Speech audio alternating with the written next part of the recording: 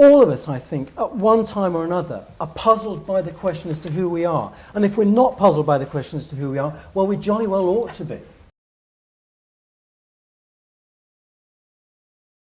So a theologian is someone who is motivated to reflect on God, and within the Christian tradition, motivated to reflect on God as God shows himself in Jesus Christ.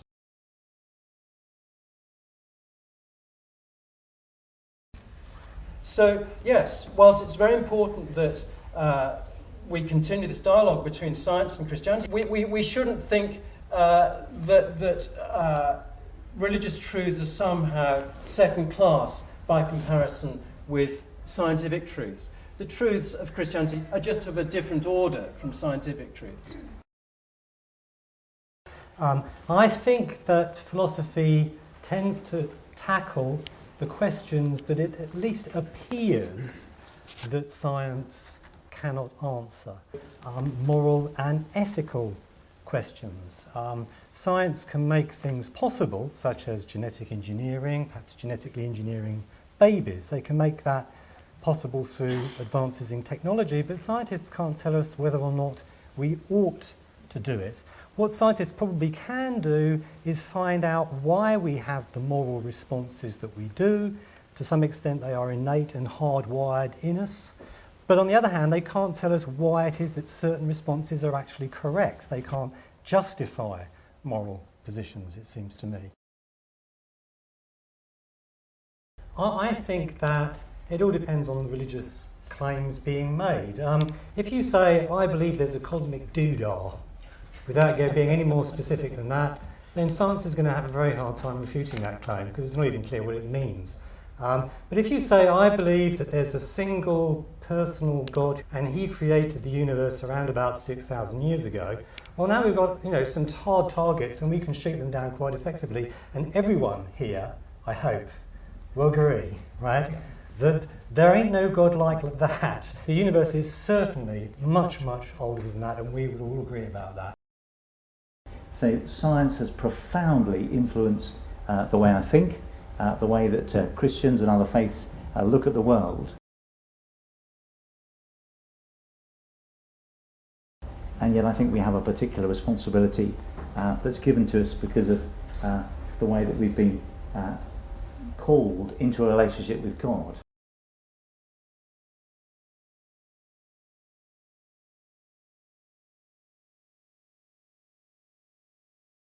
I'm sure there'll be some questions about the first few chapters of Genesis, and there are questions of whether those are literal or whether they are literary.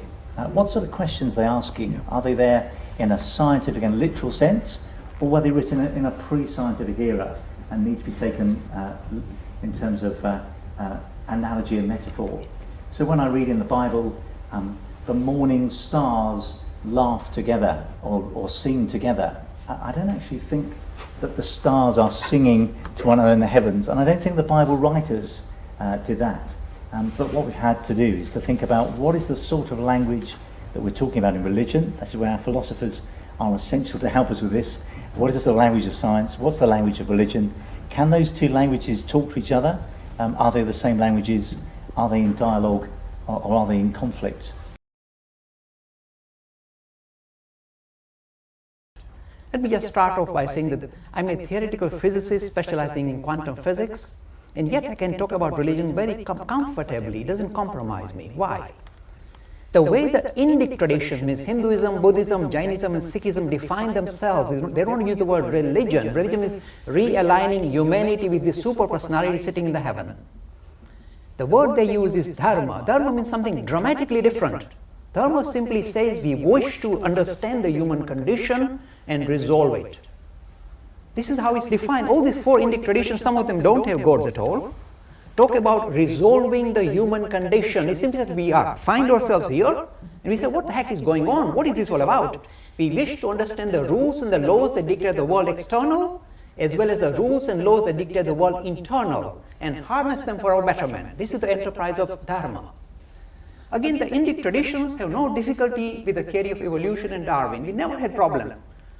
We recognize that we have come out of the animal kingdom. We start with a single cell being, a bacteria in somebody's nose. and then slowly evolved into this very complex being. We have no difficulty with Darwin. We have come out of the animal kingdom. And yet, though we embrace Darwin, we step back when it comes to Dawkins. Because Dawkins says you are the extension. Hindus say we are the extension of the animal kingdom. That's why they revere the animals. That's why we get this holy cow stuff coming in. But the Hindus say we are not the extension of the material kingdom. That's very part company. Because Dawkins says, Mr. Lakhani, deal with it. You're just a lump of carbon that got wound up through accidents of evolution. There's nothing more to you. And all of us know there's something much more to us. So we draw a line saying that we are not extension of the material kingdom. Something winds up matter in this complex form and expresses itself through these eyes, consciousness. So we are kind of, we straddle the ideas of religion and science. We recognize religions as a very important way of addressing the human condition. That's what religions are all about, or Dharma is about. And God or goddesses are narratives to hang your ideas on, hooks to hang your ideas on. They are necessary. It's not just religions who are stuck with narrative. Science too is stuck with narrative. And do you know what's the biggest narrative of science which is being threatened in this century? The narrative that the whole of this creation can be explained with little lumps of matter, atoms, that you got in physics books. And this is being challenged by the modern physics of today. Quantum physics is saying, my friends, if we ever thought you can explain this creation, the nature of reality, in terms of sticks and stones or smaller versions of sticks and stones, says the father of quantum physics, you are wrong, sadly mistaken. The underpinning to this reality, we guarantee, is non-material. So you tell the scientists, then what is it? What is it? If it's not matter that creates all this creation, what is it? What is underpinning this world, this creation? They say, don't ask, we've been pulling your hair out. And that's why I see no hair left. Thank you. Thank you very much.